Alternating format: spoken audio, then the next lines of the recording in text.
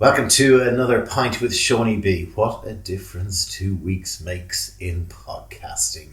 The last time you may have joined us, well, we were ironically, kind of half-jokingly calling it the coronavirus episode. We're recording this over 2 weeks later, on Friday the 13th of March. And the world has moved into Armageddon stage, which of course is Australian for Armageddon area. With me I have the Don. How are you? Happy pandemic. Happy pandemic. Well, did you see that coming? I did, yeah. That's why I started stockpiling the gin. Friday the 13th, how fucking ominous. Today is the first day where I homeschool my children.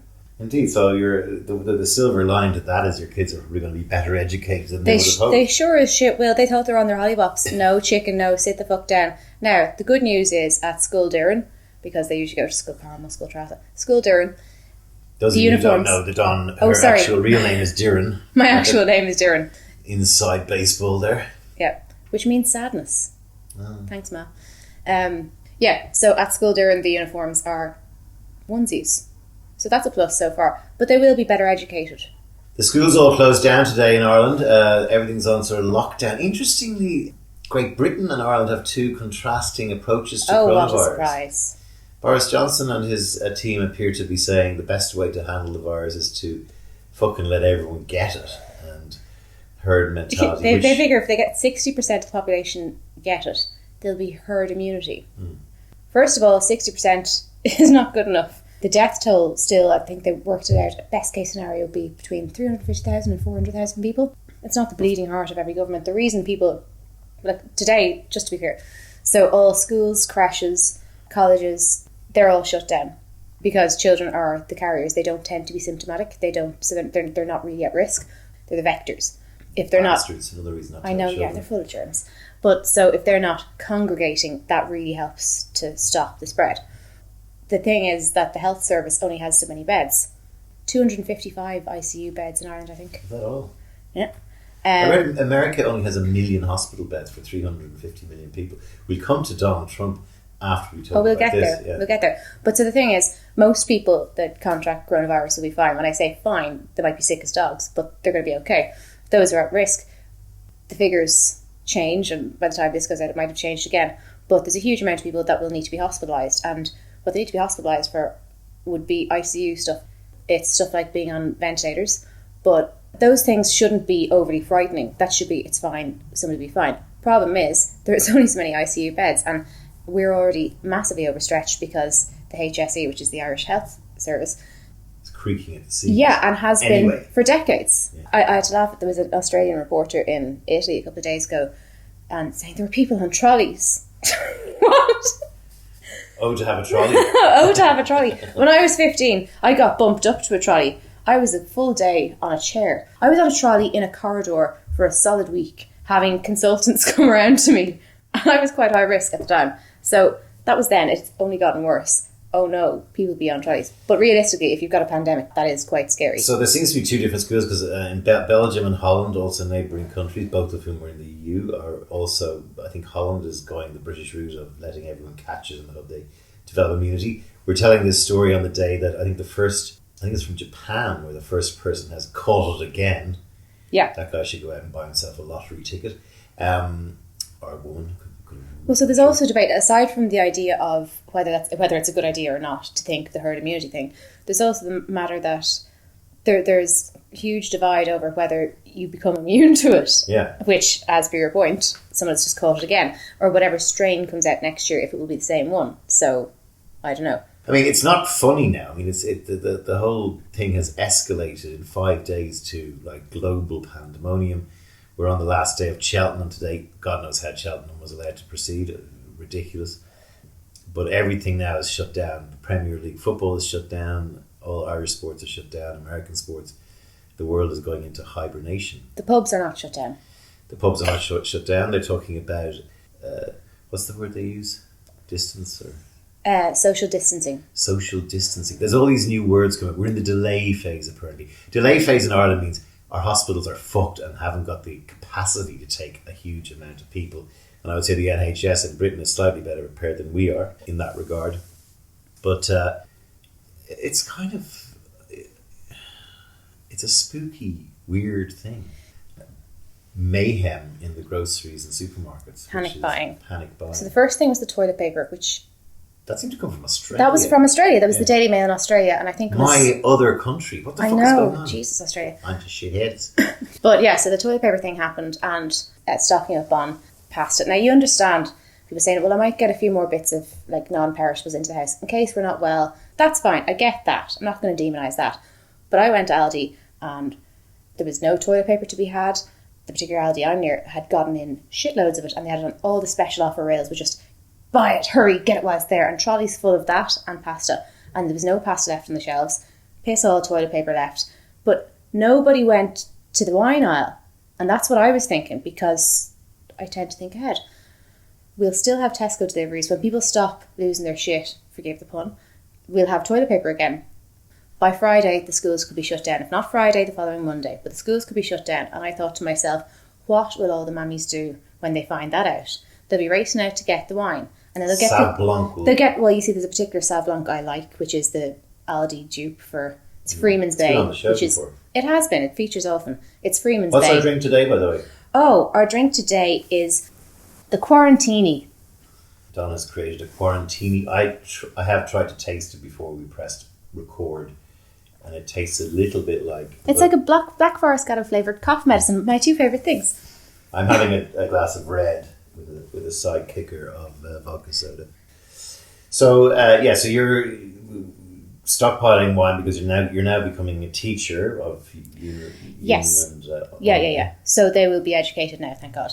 Yeah, that's About good. time. That's good to see. There's this amazing part to this that something so tiny can bring the world to a complete standstill.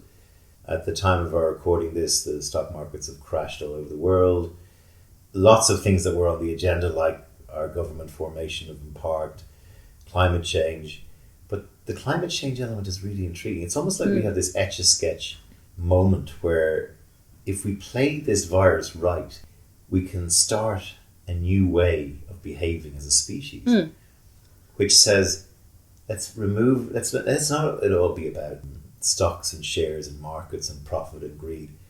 Let's listen to what we need to do to meet the climate targets. And we're going to find out an awful lot about ourselves as a species. Yeah. The greed of the panic buying has bothered me because I remember counting pennies and not being able to afford nappies and bread. And I remember it not being once, it being weekly. And the girls in the checkout pretending they don't recognise this happens to me every week. So I know that feeling of not being able to people say, just put a bit aside, just plan ahead. I know what that's like. And I went in on Wednesday and Thursday and I'm conscious like pension day is Friday. And not everybody had that option. And you think of older people or the more vulnerable people or the people without money. They don't have a car under their arse. They have limited means.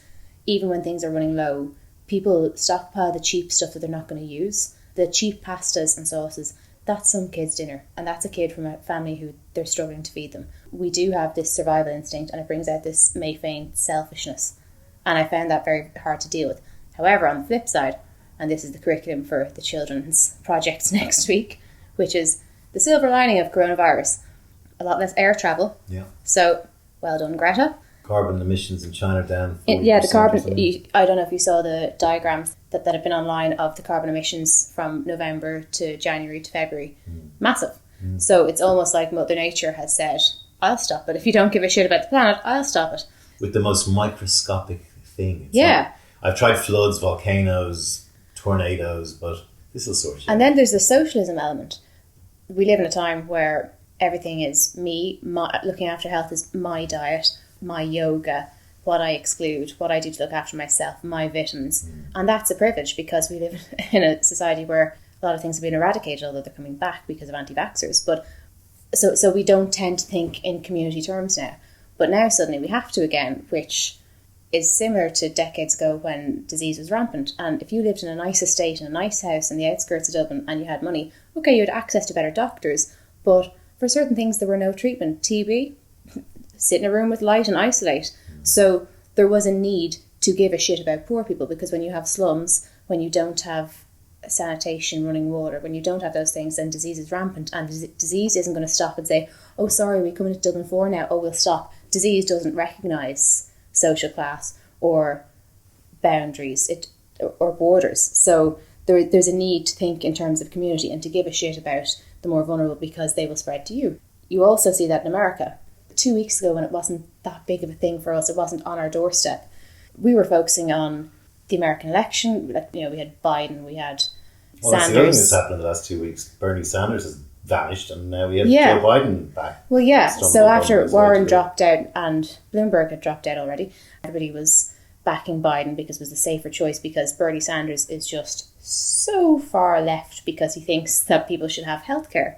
And the really extreme Republicans are now suddenly saying this week, like last week, oh, your kid has cancer, oh, that's a pity. Well, come into work or starve. We don't care. This week, oh, your kid has the sniffles. You stay home, you should be with your child, that's where you should be, don't worry about it. They want to bring in healthcare just for this, so the poor people can't spread it to rich people. And what is essentially an awful lot like universal basic income, because poor people will come to work if they can't afford to eat. Then it's going to spread the disease and it's going to affect rich people. So essentially, the coronavirus has forced people, whether they like it or not, to help the environment. And it's also forced people's hand to be somewhat socialist. Right now, that's what I'm saying, that right now there feels like a real tipping point that if we could leverage it properly. I mean, it's the only thing, probably since man walked on the moon, that is the lead story every night, in every country, on every radio, television and newspaper in the world. More than a pope dying, more than Muhammad Ali, more than anything. I mean, I'm trying to think, 9/11?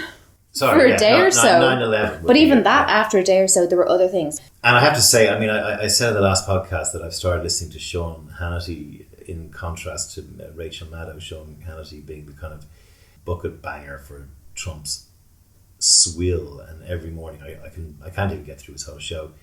But he's the most irresponsible broadcaster, because he's basically saying this is being weaponized and the Democrats are blaming Trump for creating the virus, and he's just filling America with fucking bullshit at a time when, as you said, we need to gather together, like at a time when Democrat and Republican should not matter. Yeah, and Trump is still there going, I'm great, everyone's against me, I'm doing the greatest thing possible. And by all accounts, America's response to the virus was about 4 weeks too late, because Donald Trump was saying it's a miracle, it's going to go down to 5 cases. He behaved like an absolute dick. And like any of my American friends listening to this who are in any way Republican, how you can vote for that man? I mean, I don't give a shit about Republican and Democrat. I like to have a guy in charge of all those nuclear weapons and that big country that should be providing hope to the rest of the world and did for many decades. Somebody with a brain in their head who's decent, educated, and not this fucking lunatic, this horse loose in the hospital. Ironically, we played that last. I know. Well, I mean, like, I do give a shit with Republican, Democrat. I really fucking do, because I find it hard to sit there and go, oh, it's okay, it's only politics. Politics is basically, your politics are how you think the world should be run. When people say, oh, well, you shouldn't fall out with people over politics. Well, what the fuck else should I fall? I choose my friends over politics. I don't care if you like the same TV show as me. I care if you believe that gay people should have rights, that all children should be able to eat, all children should be able to see a doctor, everyone's entitled. I think they're really fundamental things as to whether you're going to be a person I can be friends with or not. But that aside, I agree with your point that there may be Republican presidents that I don't like their politics, I don't like what they're all about, but at least if they're a fucking grown-up, if we could have a grown-up in the Oval Office, that'd be great, because it really is a problem. Well, they're talking about it. I mean, the reason I say that is because the American body politic, it doesn't really matter. One crowd controls the House, the other controls the Senate. That was part of what logjammed an awful lot of what Obama was trying to bring in. It's logjamming Trump now, I think for good reasons. But even Bernie Sanders, his politics, like everyone calls him, he's too left wing. He's like Corbyn. He's barely centre left. And yet, Trump would have gone for him as a communist, basically, and that would have spooked half the idiots in America. But Biden is, to me, going to get equally steamrolled as being sort of he's gaga. Bumbling. Yeah, he's possibly got some onset dementia, and Trump's going to go for that. And so coronavirus has come in, and the economy is going to go into recession, and all this bluster from Donald Trump that he's made America great again. Well, you can just see how his new hat is "Keep America Great." Keep America great. But if Trump's behaviour on this issue alone is enough to just go, the guy's just not fit for purpose. Mm-hmm. He's what you have to remember, not though, fit for purpose. is that everyone wonders why everyone's surprised that he knows as much about this stuff as he does. He knows a lot. He understands this stuff. And the reason is because his great uncle, Dr. John Trump, was like the longest serving lecturer at MIT. I think it's a record. And he was a genius, really smart guy. And it must run in the family. So people are surprised that Trump really understands this stuff. And they have it all under control. They have the best testing. Their testing is second to none. They have the best testing. They have it under control. It's really great. We are coordinating with the Chinese government and working closely together on the coronavirus outbreak in China. My administration will take all necessary steps to safeguard our citizens from this threat. Now, the virus that we're talking about having to do, a lot of people think that goes away in April with the heat. Because of all we've done, the risk to the American people remains very low. People die from the flu, and this is very unusual. And it is a little bit different, but in some ways it's easier, and in some ways it's a little bit tougher. But we have it so well under control. I mean, view this the same as the flu. When somebody sneezes, I try and bail out as much as possible. It's going to disappear. One day it's like a miracle. It will disappear. And from our shores, it could get worse before it gets better. It could maybe go away. We'll see what happens. Nobody really knows. The fact is, the greatest experts, I've spoken to them all, nobody really knows. We're ordering a lot of supplies. We're ordering a lot of elements that, frankly, we wouldn't be ordering unless it was something like this. But we're ordering a lot of different elements of medical. Now the Democrats are politicizing the coronavirus. And this is their new hoax. If you're healthy, you will probably go through a process and you'll be fine. You take a solid flu vaccine, you don't think that would have an impact or much of an impact on corona? No. He's asking the question, when is it going to be deployable? And that is going to be at the earliest a year to a year and a half, no matter how fast you go. I think that's right. And as you said, treatment's going to be available before the vaccine. Well, I think treatment in many ways might be more exciting. If, we have thousands or hundreds of thousands of people that get better just by, sitting around and even going to work. Some of them go to work, but they get better. There you have Donald Trump. What the hell are Americans thinking about putting him back in power? I predict it's going to be like this for the rest of the year. Do you know what, though? I remember a couple of my friends, in a WhatsApp group, in the first week of January, were like, there's a bang at the end of the world about it, isn't there? And loads of people were saying, you've been saying it for ages as well. And we're going to go, is it just, do I have anxiety? There's an end to the world feel going on. Fucking here it is. Maybe Jesus will come down from heaven and save us all again. We've been waiting 2,000 years for him to return. Maybe the time is now. Hello, Jesus. I noticed the churches, by the way, are being very quiet. and the Irish churches, we're very, very serious in us. Don't use the holy water font to bless yourself on the way into Mass. They've suspended the sign of Communion peace. now needs to be taken in the hand, not in the mouth. But they're still handing around the little basket for the cash. Yeah, but that was last week. Now what they've done is they've dispensed that you don't need to come to Mass. I don't know, they've probably asked people to set their elderly parents up with Revolut Bank so they can make transactions that way. Altar boy going around with the machine saying, would you like to tap that? Sorry, Pope Francis. It's not that Pope Francis was doing anything that we know. But anyone listening in from the church, I'm sure we have an awful lot of religious listeners. But any priests or parish priests or people from all over the world who may be involved in religion, and you're advising your flock, they no longer need to attend services and will still get to heaven if they don't. It might be time now to look at maybe some short-term initiatives by putting your churches to good use to perhaps house the homeless people that are still dotting our streets. That's the other good thing. And I will say, I'm not passing comment that Sky Daddy hasn't been able to step in and sort this out. Yeah, where is God when you need him? Sure, look, that's not the point. But I will say, as I said, silver lining, and this is part of the curriculum for the children next week. Anya galloped home yesterday. She was arriving over to me. She's like, happy pandemic, we're off. No, you're not, chicken, you're homeschooled. But she also said, did you know the confirmations were on this week? Cancelled. Confirmations are cancelled. Weddings. Cancelled. Probably for the best. Anya is actually one of the only kids in her class. She is the only child in her class. She is the heathen. And she's only 9, and for the last 2 years she has dug her heels in and said that she's an atheist, which it's a difficult road for young boys and girls in Irish Catholic-run schools to tread. So hats off to her. My little Richard Dawkins fan. So yeah, at the church, that's another example where we can start changing things just to defend ourselves against the virus. Again, why God hasn't appeared? Maybe God is punishing us for our repeal the eighth. Maybe he's punishing us for homosexuality. Maybe he's punishing us for all the things that our good brethren in Christian fundamentalists and Islam are all rubbing their hands. Look, that's an interesting point. Hand sanitizer in Glee. I know, that's an interesting point, but God punished the gays in the 80s. Yeah. That's over now. Who's God punishing now? The elderly, who are his flock. And look, if Donald Trump makes an absolute bollocks of things, heaven forfend. I'm not saying I wish that a huge amount of the older population die out, the boomers, but the people who are likely to vote for Sanders won't die. So there is that. But maybe God, because we all know the Lord works in mysterious ways, and we have to just have faith. Maybe when he's carry on. Maybe what God is doing is he's taking the people who follow him the most to heaven. Sean, you're going to be homeschooled next week, right?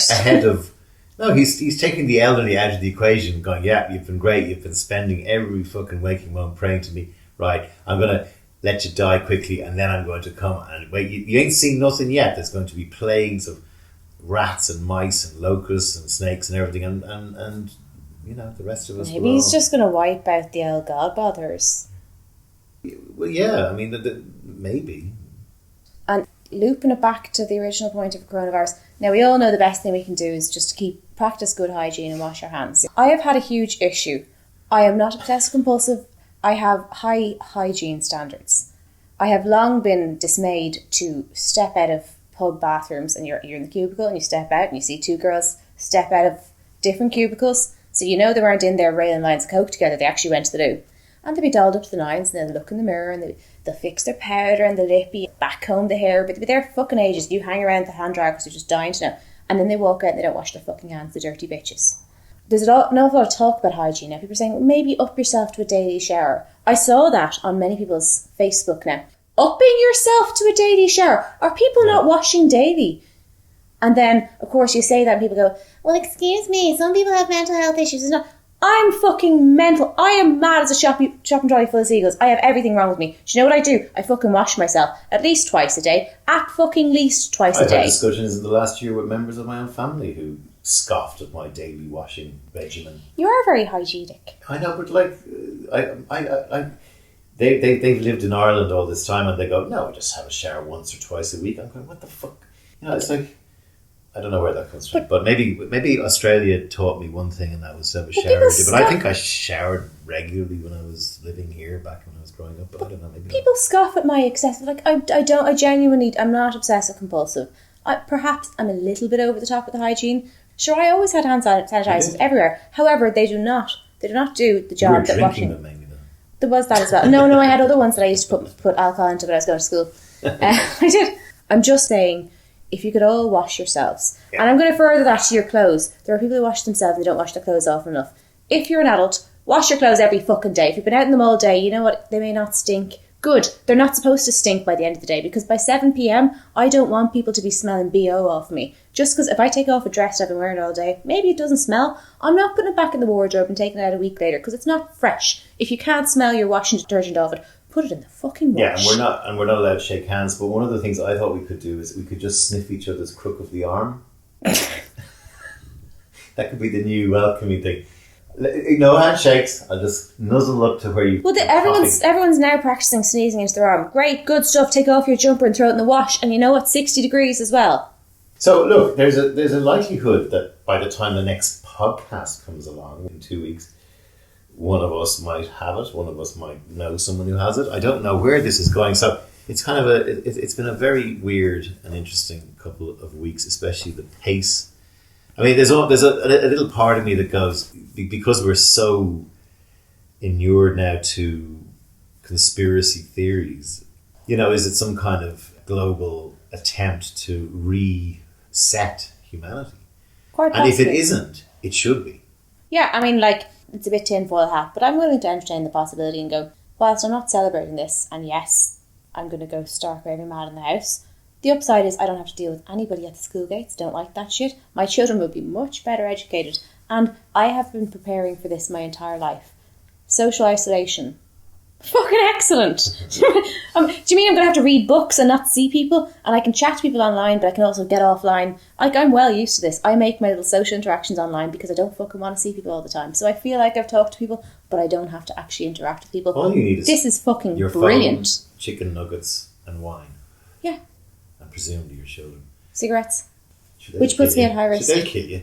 Still a coronavirus, sure, here we are. But I'm loving it. I have been preparing for this my entire life. It's fantastic. And when they were trying to get us to take it seriously a week or two ago, they're going, only 2% mortality. Well, you know what? We all know 100 people. Can you pick which 2 people you'd like to die? I'm like, fucking, get me a flow chart so I pick which ones I want to live. I can't figure it out. I mean, I'm going to have to do pros and cons. Which one will I choose of 100 people I know?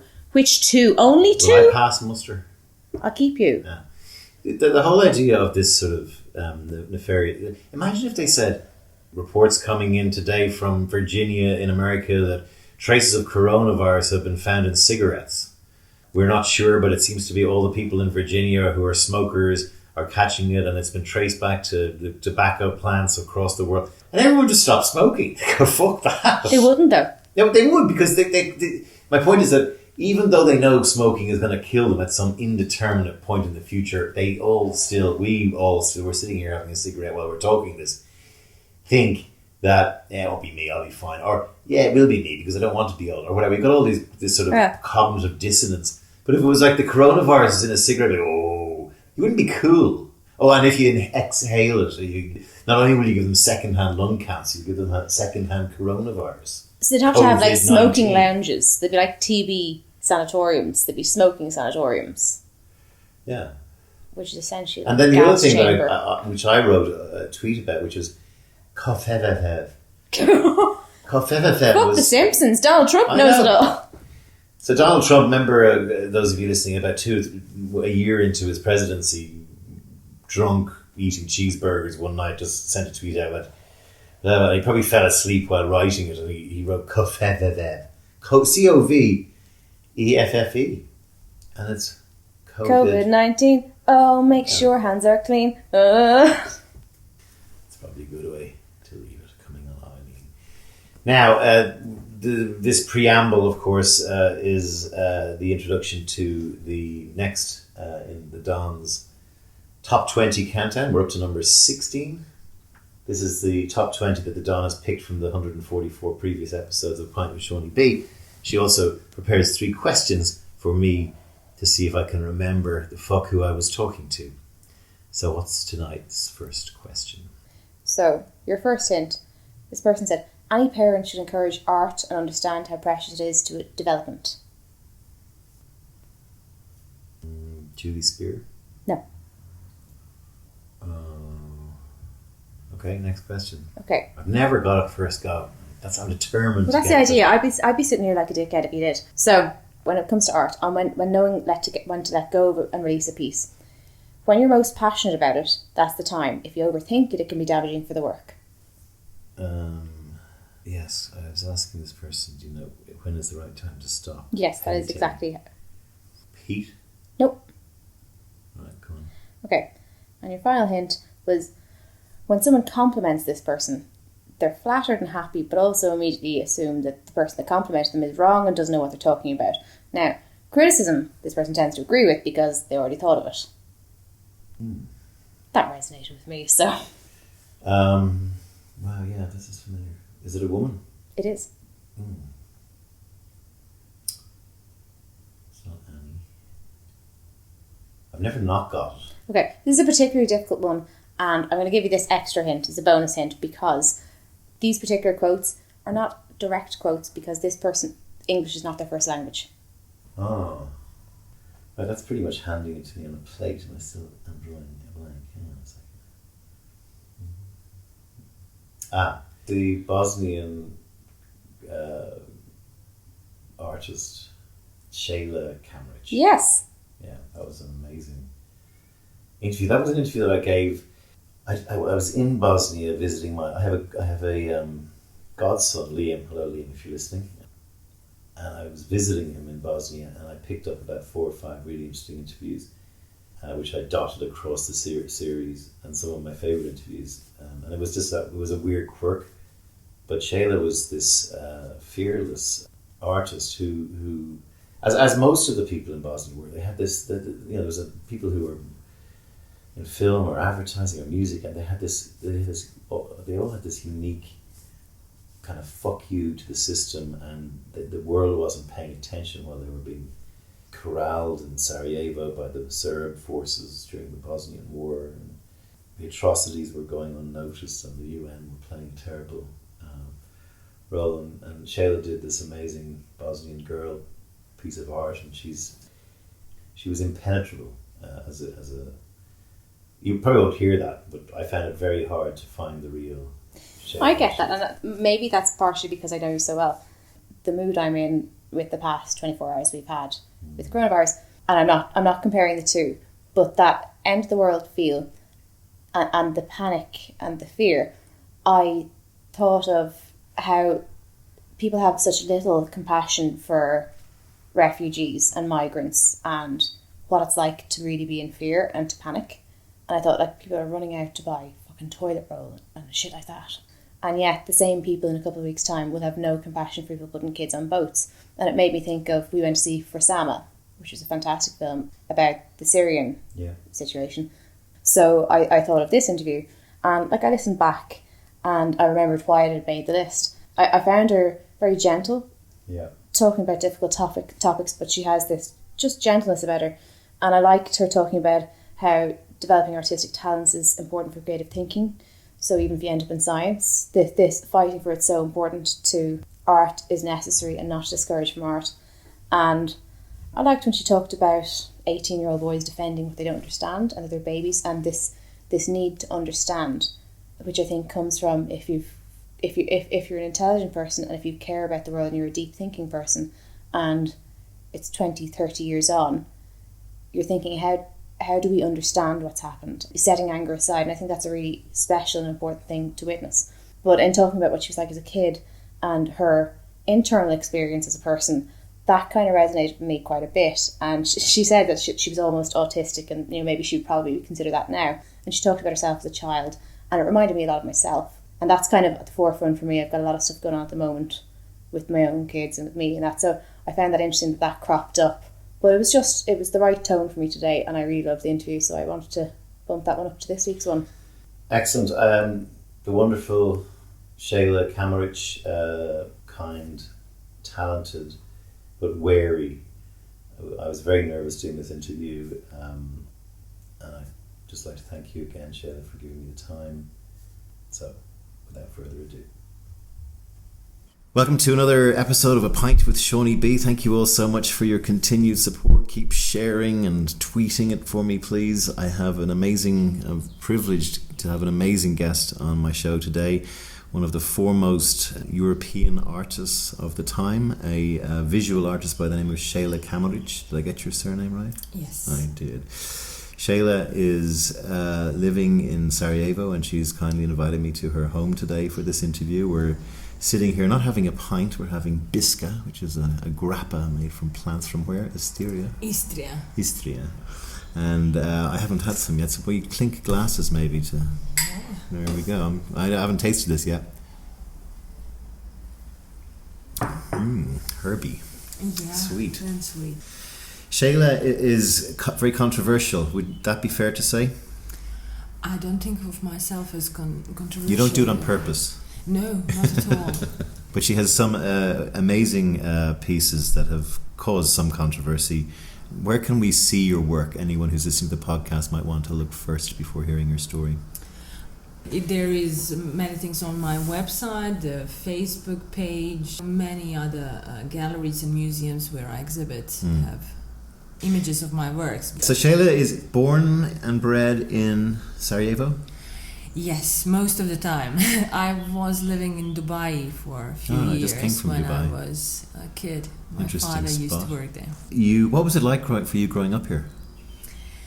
I was very happy in my world. I was very much into art as a young Right.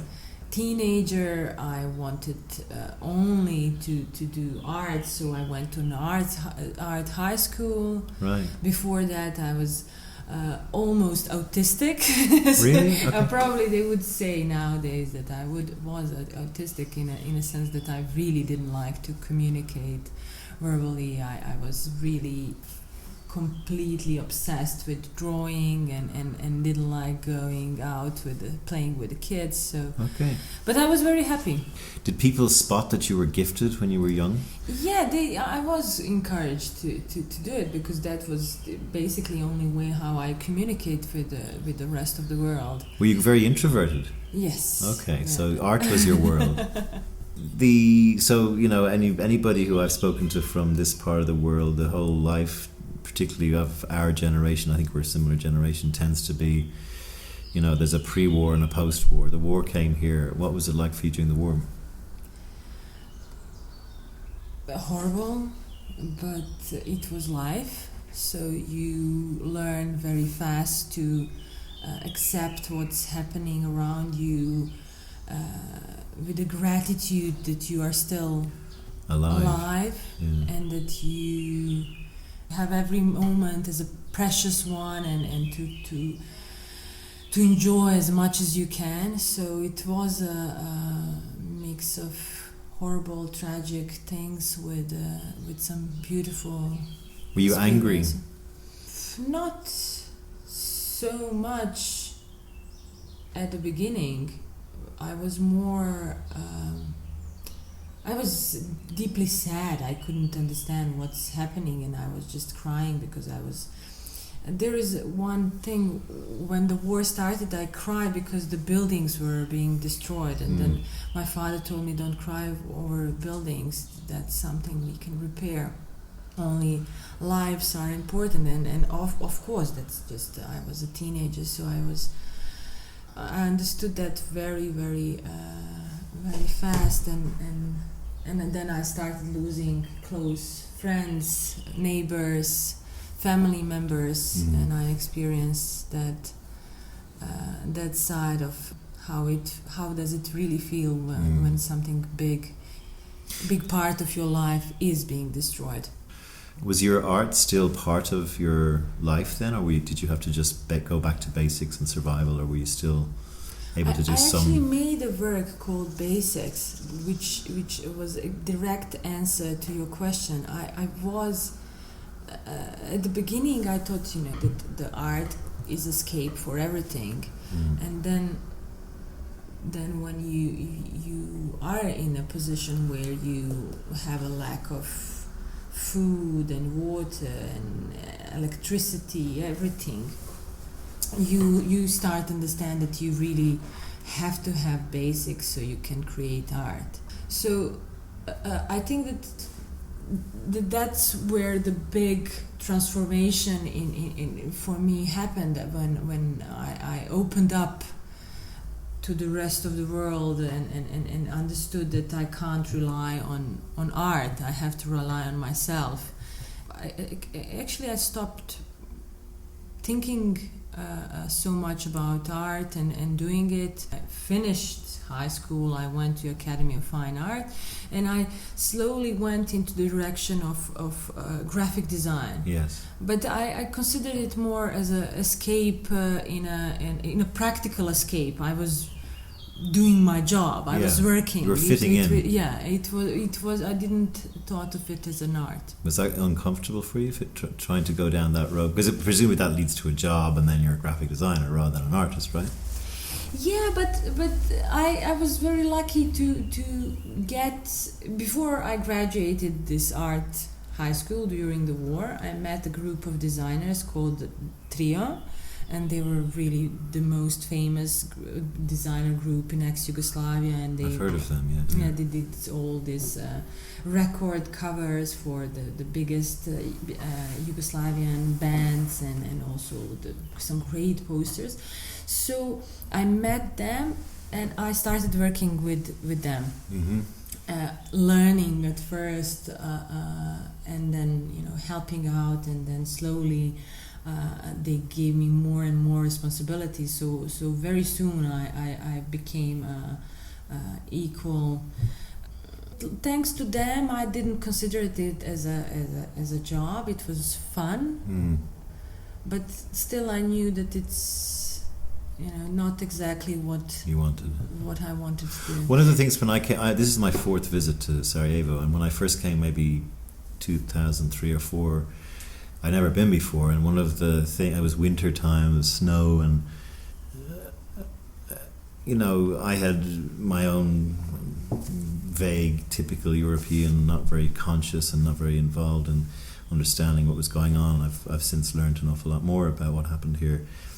My first reaction was that there seemed to be a bullet in every building, and going back to what your father said about don't fret over buildings being hurt, damaged. But you did a lovely piece I saw preparing for this interview, which was the bullets by your bedside, by your bedroom wall, and I found that quite as if that was the brief. Every building has a sort of a shrapnel wound or a bullet through it, and you had this beautiful piece which just was 12 bullets, but they were where you said that was where your head was, on the other side of that wall. That was very poignant for me.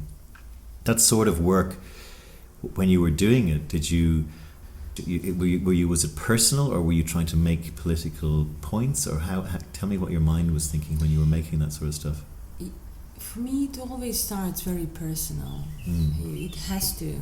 I think that any other way would be wrong, because it wouldn't be true to yourself. And how can you communicate to others and tell them what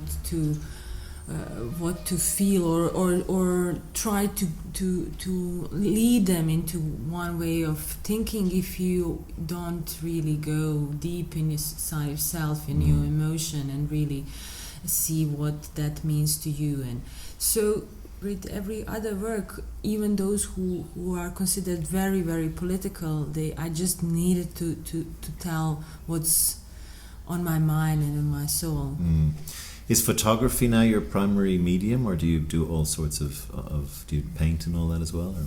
I don't do paintings, but I do everything else. It seems like I did many film works, including short fiction films. Yeah. One of them was shown in Venice Film Festival. Right. Last year I also had a film in Rotterdam Film Festival. So film was also important part of my practice. But I do also type of works which I call needlework. So I do use a lot of knitting. Really? and also the fabrics and sewing. So it's different kind of works. How did you move then from trio into sort of becoming... Was there a time in your life when you said, okay, this is it, I'm now going to be a visual artist, or did it just happen? Like, was there a time when you had to make a decision? Yes, there was a particular moment. Actually, they went into advertising. Yeah, Fabrica, right? Yes, and I followed. And very young, I ended up being an art director in the advertising agency. Bet you hated that. Yes. I didn't know how much I hated it at the time. I was just, being practical, I guess, and just working and being passionate about what I'm doing. But I knew that that's somehow not really... I felt how much it clashed with me as a person and everything that I believed in. So in 2000, I was invited to participate in Manifesta, which is European Biennial of Contemporary Art. And I had an installation which was very successful, public installation called EU Others. And after that, somehow it all started. I got a lot of press coverage from New York Times to Art in America. They mentioned my work, and so I got lots of invitations to do shows. So then I quit advertising and I dedicated. You said this is it. I said this is it, and if I have to do it for money, I will do it as long as it takes to. And luckily, I didn't have to do it for a long time. So, I was a freelancer maybe next year or two, and after that, I could. A lot of my sort of modern artists, visual artists friends say it's very, very difficult to make money from it because so much of it is conceptual and it's hard. Like a lot of it is. I don't really think it's hard to live from art. I think it's very easy to live from art. Why do you say that? Simply because we do what we like. Right. And suffering is part of our personality rather than a choice of job. So it's a need to do. So. But what if someone said, "Well, we need money to live"? Of course, but everybody needs money to live. So it's just a question to work harder. And there are compromises. Artists are more lucky, so they don't have to compromise that much. But on the other way, you never know when it happens. If the success is really good for you, or it just push you in a wrong direction. And does success cause you to become? Does it inflate egos or anything with you, or does it make you kind of think? I always doubt myself. Yeah, I think I do too. I think that's so.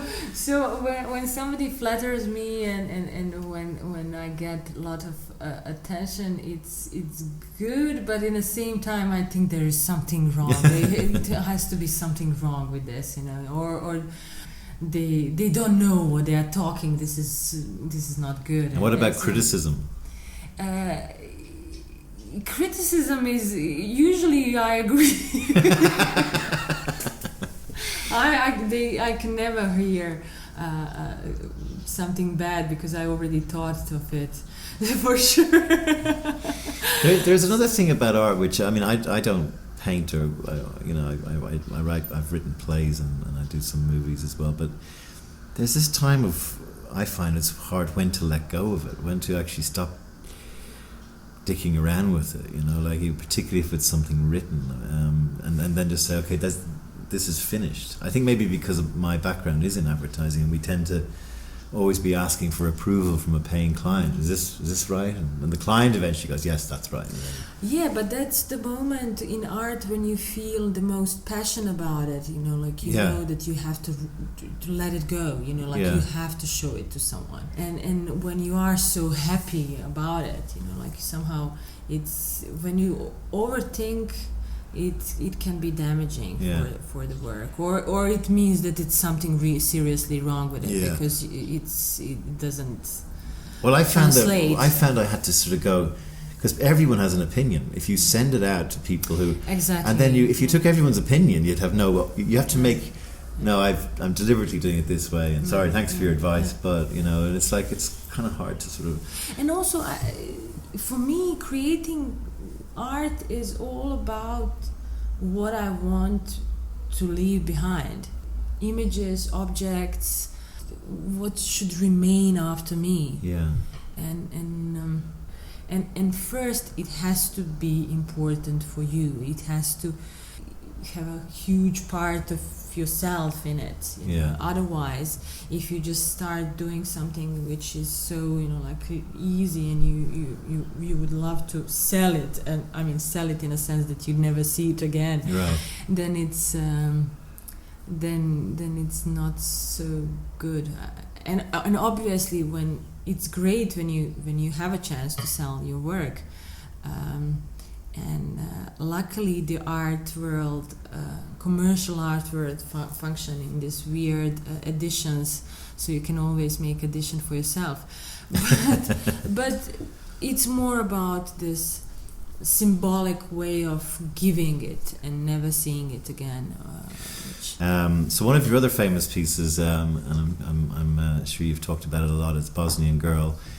Tell me a little bit about that piece, and I'll put a link to it on the website for people who want to see it.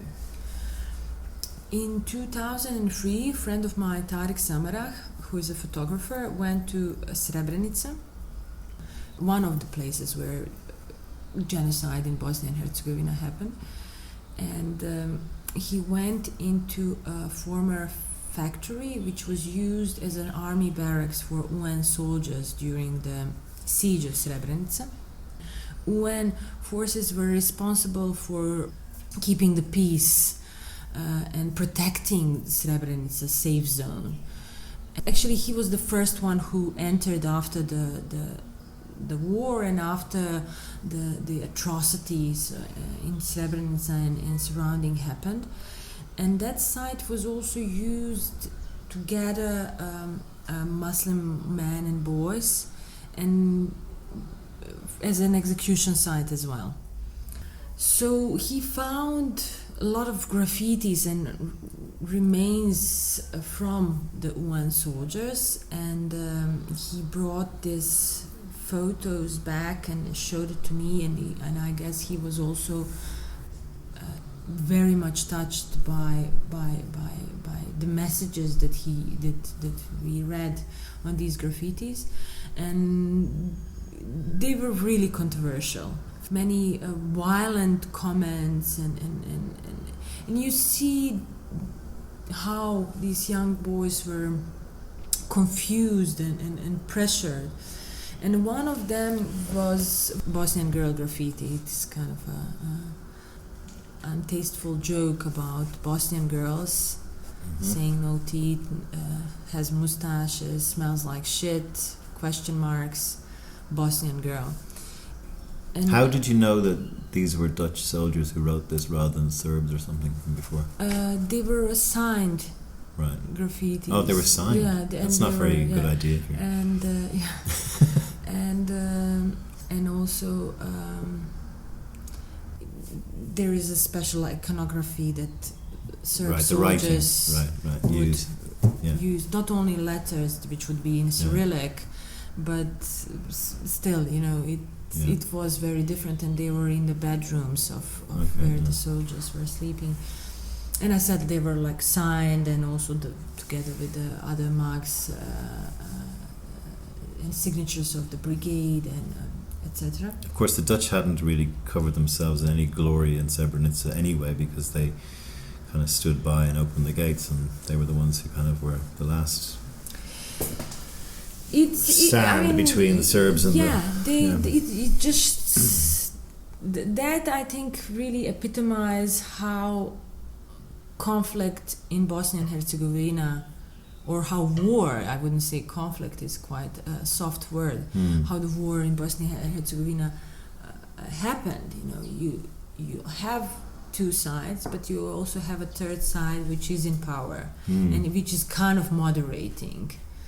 And supposed to be looking after things. Yeah. So the third side is the active side. It's not passive. It's not passive. And even if you want to act passive, it is a clear message, and you take side by saying nothing or doing nothing or not doing enough, etc. So I think that the in history we will hopefully learn about how international community actually didn't do anything to prevent atrocities and genocide, because I'm talking here about civilians and victims and not about the political decisions, because that's always something that can be negotiated. But here,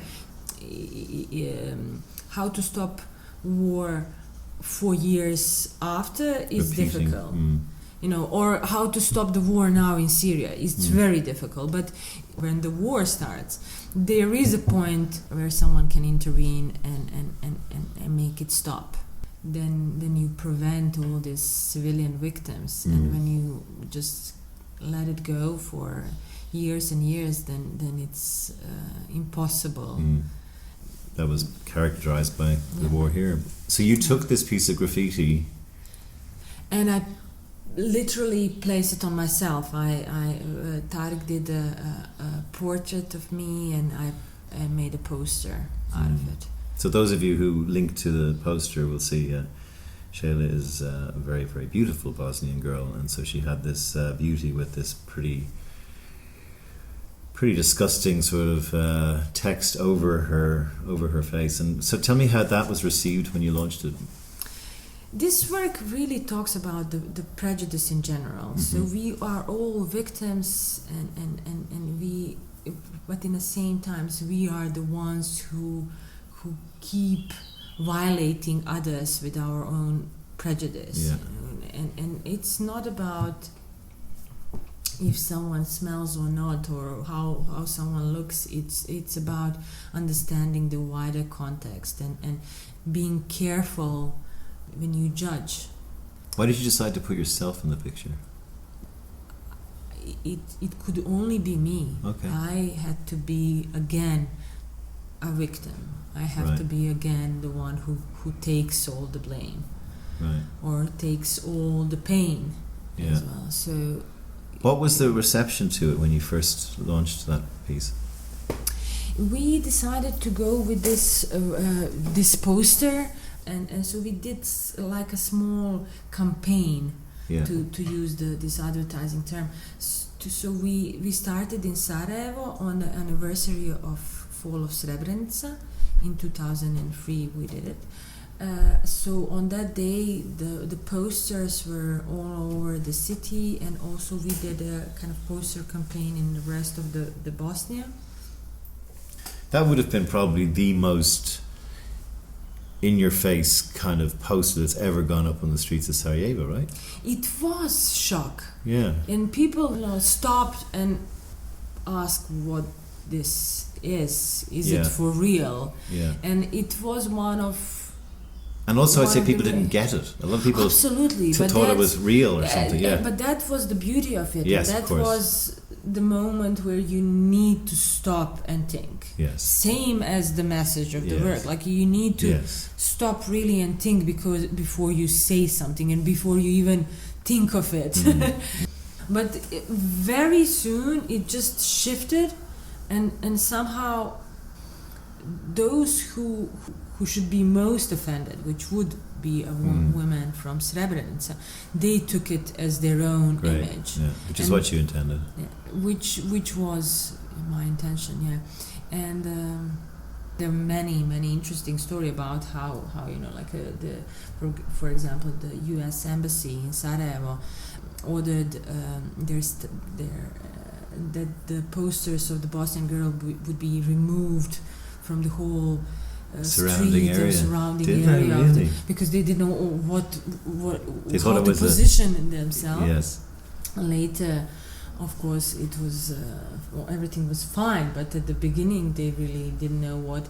And one great thing which I'm very proud of is that the internal investigation about graffitis in UN was instigated. Really, was it?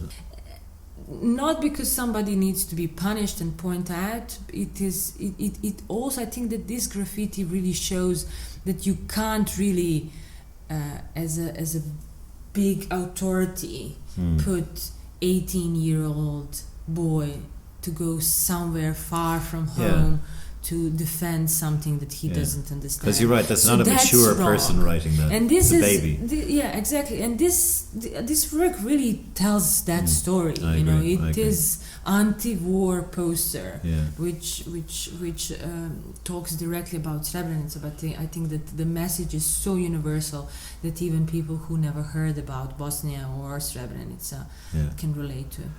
What do you feel the role of art is in that regard, and your part that you're playing in it in terms of changing people's behaviour and the way people think? As I mentioned, art is a great escape, but it's also a great corrective. The art is more trustful as a historical evidence than many words. Yes. So, and I think that there is a reason why systems which tries to control us humans as a puppets, as a obedient, try to take the art and culture from us. So I think that any parent should always encourage kids to do art, and should always understand how that is precious for any healthy development. Yes, I agree. So because a lot of schooling teaches kids to be the same. And encourages them to be similar. And also it's so wrong. I think that's also the first step that you can correct in your own mindset, to say like, is it difficult to live from art? No. Yes. We do art. I agree. It's never. We shouldn't discourage ourselves. Yes.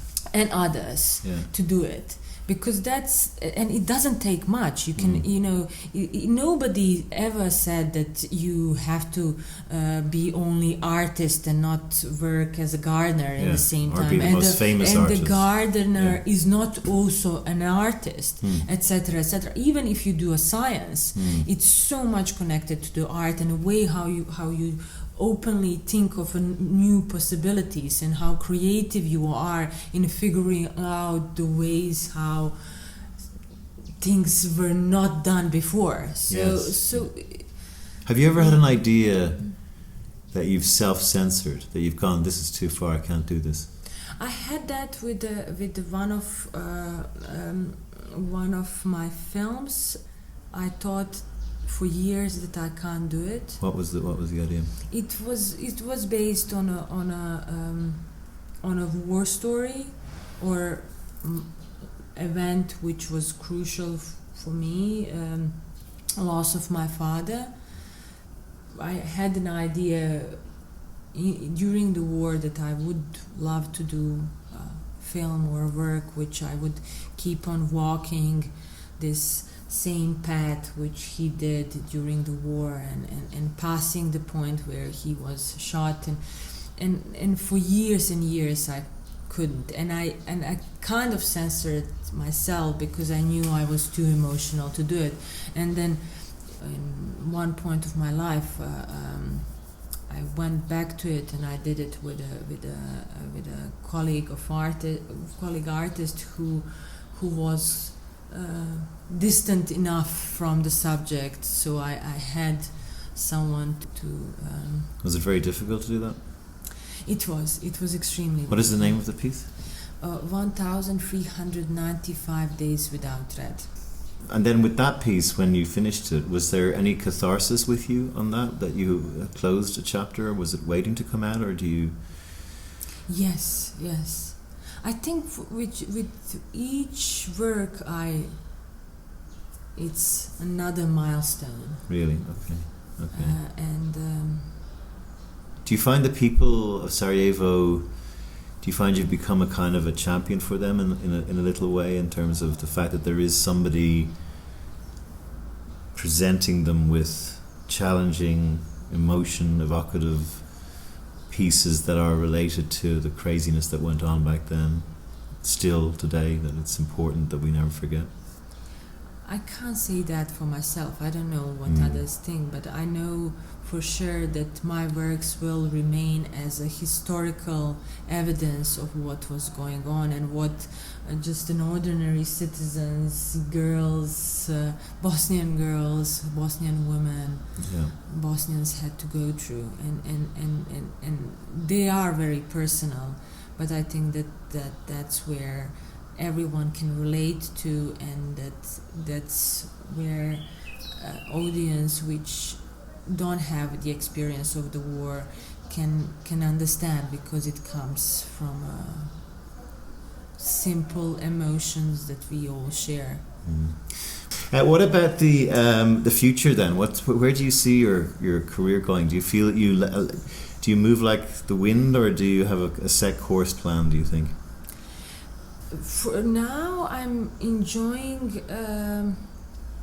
kind of a small break. It's not really that I took a sabbatical or something like that, but I enjoy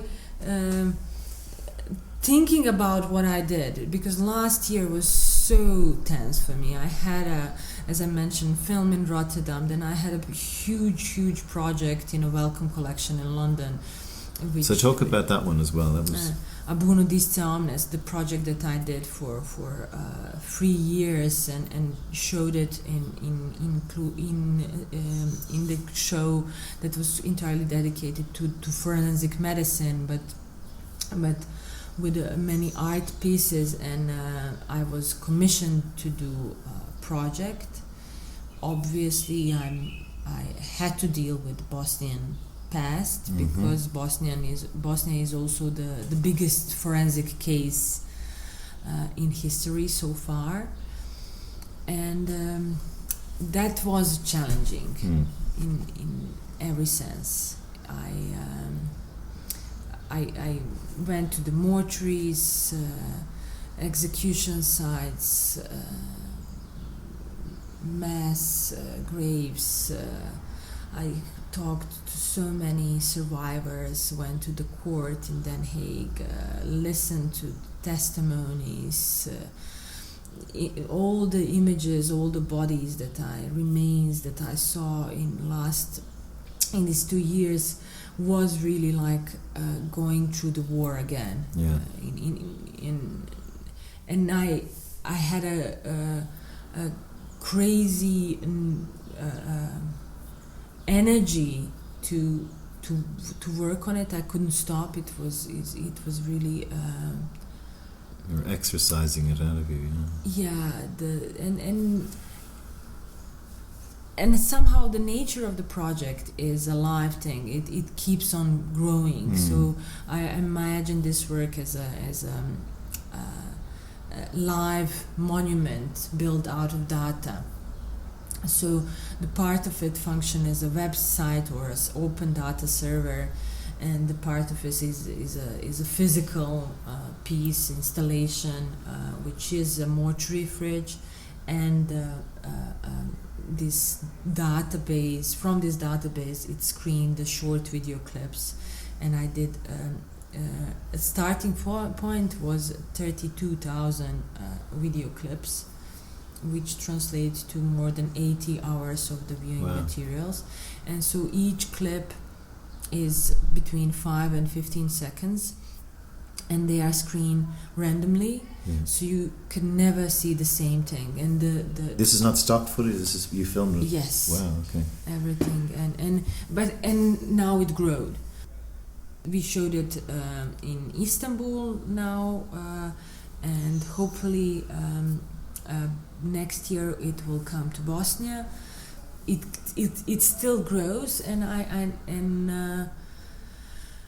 I had also last year many other group and solo shows, so I really had to take time out. And I also had a baby. Oh, congratulations! So it kind of came. Do you find that the world outside of your home country treats you better than the people in your own country? Do you find one of the things that happens in Ireland, I don't know whether it happens here, is this thing called tall poppy thing, that people who become famous people like to go, they're not that, You too suffered it for many years, but I think eventually everyone had to say, no, they're pretty good. But they have this thing, it's an Australian term, tall poppy, where actually a lot of artists, particularly artists, have to leave. Even back to James Joyce and people like that, and Oscar Wilde, a lot of people had to leave their home country to find a more tolerant that's reception. Interesting term. I haven't heard of it. Yeah. That's kind of a natural way of things. But I would say that here it's more because Bosnia is in such a mess as a country. Like we are really so poor and messy place, and when I talk to friends from Croatia, they say like, no, but it's horrible also here. And then I go to Paris or Germany or whatever, and they say like, no, but here is horrible. We have a horrible politicians and blah blah blah. And then I don't have anything to say, because I can't even start telling them how bad it is. They couldn't even comprehend what does it mean to have 70% of unemployment in the country, which we are one of the most corrupted, poorest countries, which is still divided by the war.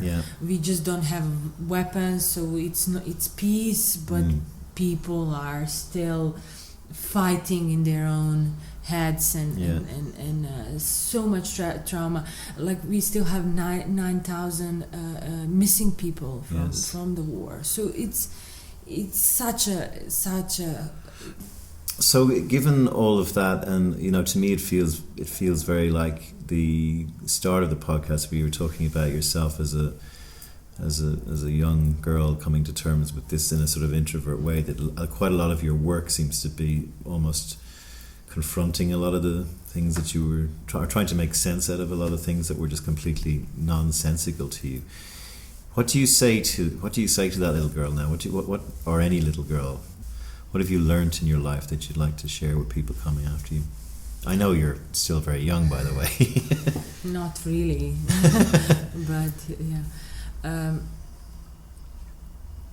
It's interesting that the most simple things are most true things. These Explain are that just now. like Explain really basic. Like the world is horrible place, but we have to make most of it. Right. And the life is difficult, but you have to struggle, so you have the beautiful moments and you leave something behind. And it's super simple, because nobody, ever should sell the lie that the life is, that we are living in heaven, that this is a paradise and that all is good and everything good will happen. No, this is a jungle, and we, from always and always we will struggle to survive. Like every human being, every life thing, it needs to struggle to stay alive and to grow, to blossom. So it's really about the energy that you find in yourself to keep on doing the right thing and enjoying and trying really make the world a better place. It is so simple. And do you have any optimism? I mean, are you optimistic about the future or pessimistic? I'm actually very pessimistic, but in the same time, like you have to be positive about it. You have to find a humor in it. You have to, that's what I was thinking. You have to laugh and enjoy the moment. Let's just look at ourselves and look what's around us. Who would ever imagine that Donald Trump will be a nominee for I know. It's crazy. And he could be a next president, but ridiculous. Again, you'll do a nice version of Donald Trump, I'm sure, somewhere. You'll come up with something cool. Okay, we leave it there. Šejla Kamerić, thank you so much for taking the time out. I know you've been really busy, and she made time to be on the show, and I really, really appreciate that. So thanks for talking to me. I'll link to some of your artworks, and the best of luck in Berlin. I hope you have a great exhibition. Thank you for coming to Sarajevo and talking to me. All the best.